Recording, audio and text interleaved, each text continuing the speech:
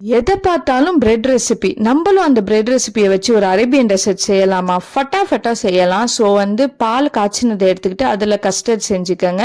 And then whipping cream எடுத்துட்டு அதில் milk mat நல்லா தூக்கலாக கொஞ்சம் ஊற்றிக்கங்க. அதுக்கப்புறம் மிக்ஸ் பண்ணிட்டு ரெடியாக இருக்க கஸ்டர்டை ஃபர்ஸ்ட் பேஸாக நீங்கள் லைட்டாக ப்ரஷ் பண்ணிக்கோங்க. அண்ட் நெக்ஸ்ட் அதுக்கு மேலே பிரெட் ஆட் பண்ணிக்கோங்க. அகெயின் இந்த கஸ்டர்ட் மிக்ஸ்சர் போட்டு again bread again custard mixture அப்படின்ட்டு சாண்ட்விச் மாதிரி ரெடி பண்ணிக்கோங்க.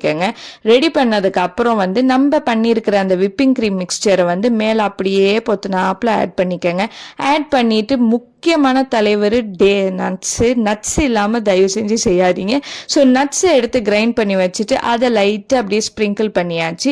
அண்ட் ஒரு பிஞ்ச் ஆஃப் குங்குமப்பூ ஆட் பண்ணிக்கோங்க. ஆட் பண்ணிட்டு உடனே ஹாட்டாக சர்வ் பண்ணாதீங்க.